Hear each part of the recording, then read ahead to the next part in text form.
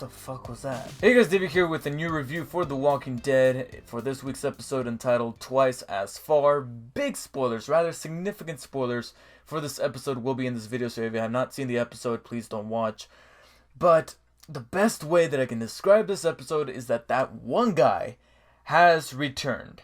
That one guy, I don't know specifically who this guy is, or a girl, it could have been either one.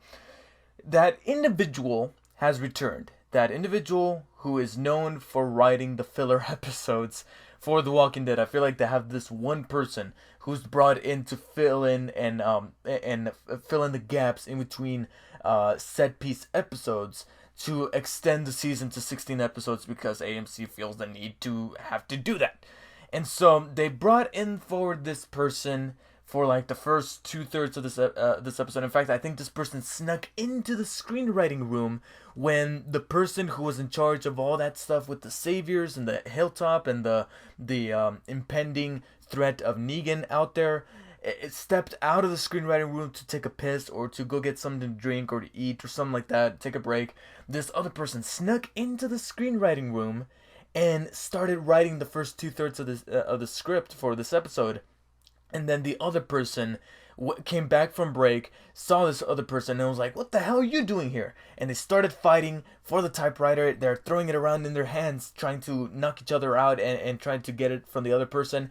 And in the process of doing so, they typed up the last 15-20 minutes of this episode because of how messy and cluttered it was for me personally. Because after a series of great episodes for this last half of the season that were very focused, we got one with some puzzling issues. And one of those issues was that the first 20 or 30 minutes was exactly a filler episode where we took a break from all that stuff about Negan and the Saviors or whatever, and we just took these characters and said, hey, let's go out on a run and just focus on just us and go out there and not have anything to do with the Saviors or Negan until the last 15 to 20 minutes, which, like I said, is where that other person came in and said, let's bring back this shit that we were trying to focus on. And so the episode starts, and right from the get-go, I can kind of tell where this is going, that we're going to be in for a filler episode. From that opening that I thought was one of the most boring openings for an episode ever. In fact, I was like, oh my god, I am worried here, because that opening was just so mundane. I know they're showing things over and over, showing the same exact shots over and over to have somewhat of a payoff later on in the episode, which they kind of do by showing those shots again, only with like some differences. But it just did not work for me. I'm like, oh god, I think we're in for a boring filler episode. And for the most part, I was right, because the episode deals with our two least violent and lesser capable characters, Denise and Eugene, taking it upon themselves to go out on a run and prove their mettle, prove that they can be one of the badasses. With the slight exception of actually taking the badasses with them in case they need some help, or at least in case Denise needs help, because Eugene just needed an escort to find the place, but once he got there, he's like, yeah, I don't need you to Abraham. And so they take Denise goes with Daryl and Rosita on this run to find medical supplies, whereas Eugene takes Abraham to this facility where he believes he can manufacture bullets from scratch, which I think out of the two premises, Eugene had the biggest highlight, because that's some guerrilla tactics right there that I want to see more on The Walking Dead, rather than this soap opera stuff with like Abraham and Sasha, which we see a little bit towards the end of this episode, which was in the completely wrong spot after that significant death. We have to have that scene between Abraham and Sasha. I'm like, why are we cutting to this? We should be cutting to another individual who should have been affected by this huge death, and instead we're cutting to this? Come on, guys. Anyways, I feel like out of the two premises, that was the most interesting one. And Eugene really did step it up this week, where he was admitting that he is being molded by the world, and he is, as he puts it, in phase 2, and that gives that character somewhat of an evolution, and makes me want to see more of him later in the season, and hopefully in the seasons to come, should he survive the season finale. We have yet to see that. And then on Denise's side, we have her go on the run and trying to see if she can be just as much of a badass as Daryl and Rosita. However, that's not the purpose. The purpose is that she wants to take these chances and actually live and actually be free. And at first, she feels like maybe she cannot do that when she sees what I'm assuming was like a half-eaten child or half-eaten baby in the sink next to that walker that looked actually rather cool. That was a cool effect right there. But then later, she sees this other walker within a car that has a refrigerator, and she sees this as her opportunity to finally face her fears and kind of break free. And she does that, and they kind of symbolize that by having her not wear glasses for that duration of time that she had. And it's not just because she ended up puking on her glasses that she put it, but also because I felt like that was a way of symbolizing that, hey, I am free. I am no longer hiding behind this visage. I'm actually gonna go home now and tell Tara that I love her, and I'm gonna give this guy's speech about not wanting to take it anymore, because that was her big moment. She was tired of Rosita and Daryl telling her how stupid she was. She's like, no, these are the chances, and you guys are far more capable than I am. You should be able to do this. Swink! And she got Samuel L. Jackson. And I say that because if you guys remember a movie from the late 90s, there was this movie called Deep Blue Sea that stars Samuel L. Jackson. And at the time, he was a big star. So, spoilers for that movie, he dies by getting eaten by a giant shark out of nowhere, mid-speech. He was giving this inspirational speech, and then right in the middle of it, he gets eaten by this shark in the most over-the-top and ridiculous way, and because of that, it's rather awesome. And also because you don't really see it coming. You legitimately don't see it coming. Why did my TV flicker? And I, for one, did not see Denise's death coming at this instance for a couple of reasons. One, it was genuinely shocking because her moment in that car with that walker and finally killing her first walker, to me, was a big moment for the character, and it actually made me want to see where this character goes. I wanted her to go back to Tara. I wanted her to do all that, but I should have known better. It's funny because earlier in the episode I was thinking to myself, we're paying too much attention to Denise, focusing way too much on her to the point where I think she's gonna eat it by the end of this episode. And I thought it was gonna be via Walker, but how instant that death was via crossbow was really what caught me off guard, to the point where I felt like it was a Game of Thrones moment. I was like, oh my god, like I actually gasped and put my hands up to my hand because I was liking the character so much, and this evolution that she took was so significant, only for her life to be cut short from making any further evolution was just shocking to me. And then the more I thought about it, the more it actually kind of pissed me off, because I wanted more for this character, and now they just done away with her.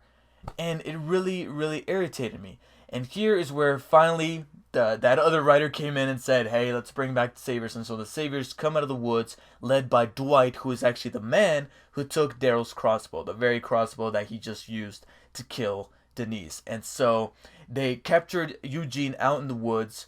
How convenient that was, I would have to say. And a firefight ensues with Abraham's help, and here is where, again, a couple of things just are strange. I know that this is from the comics, but Eugene taking a bite out of the dude's crotch was a little strange, but I understand. Your hands are tied. Okay, I get it. What I don't get is why, and I don't wish Eugene to die at this moment, because he is a character that is also evolved in this episode, and we just had a rather big death with Denise's character, so I didn't want one more. I think that would have been overkill.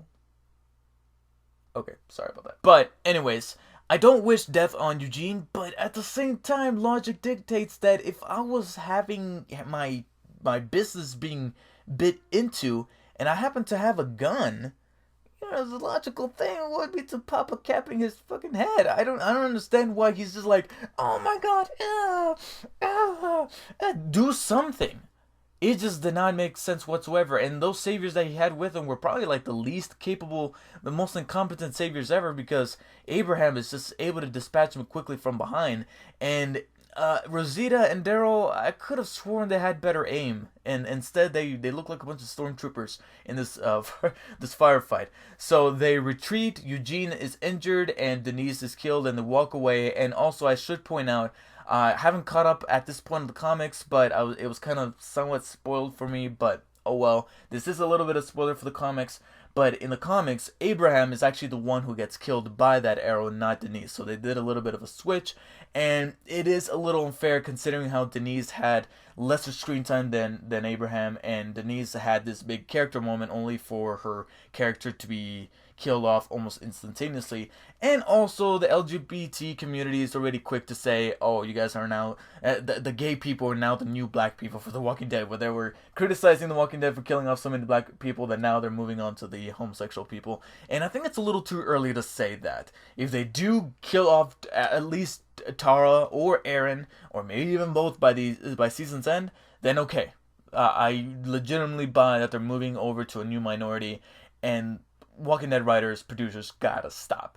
Anyways, this was all crazy, and it did have some flaws that just did not make any sense whatsoever, and it did irritate me that Denise's character was killed off. But then this led to what I think is something very what the fuck worthy, and that is Carol. At least I'm assuming this correctly. Carol exiting Alexandria and going off on her own out of nowhere. And you could argue that maybe the seeds were planted by last week's episode and her experiences in that bunker, but Benny, this is a very big decision to want to go off on her own and get out of Alexandria, break up with that guy that she apparently created a relationship with based on that opening. And now she's just gone. And worst of all, over narration, you don't this is the type of thing that would generally happen in like last week's episode, where the whole episode centered around her and Maggie, and she had significantly much more screen time. So for her out of nowhere to say, "Oh yeah, guys, sorry, I'm out," and I'm assuming it's out completely, not just out of that her relationship with the guy because he was reading the note, but also because in that note she said, "I love you all. I can't care about anybody else because that would force me to kill more people, and I don't want to kill any more people." So I'm assuming from her words that she is gone. She's gone from Alexandria, and she's out on her own. What? And I don't know why, but I just feel like this is another ploy similar to the whole thing with Glenn. I feel like this is another thing that they're gonna use. She's gonna be gone in the next episode completely, and then in the season finale, she's gonna come in and rescue some character or characters from the brink of death. Deus Carol Machina. So I feel like after a series of solid, very good and well-made episodes, we have our first significant bump in the road for this last half of The Walking Dead that I think has me worried for the next episode. I still have high hopes for the season finale, but this penultimate one could make or break this last half of the season, and maybe even the whole season in general. So I give Twice as Far a high 6 out of 10.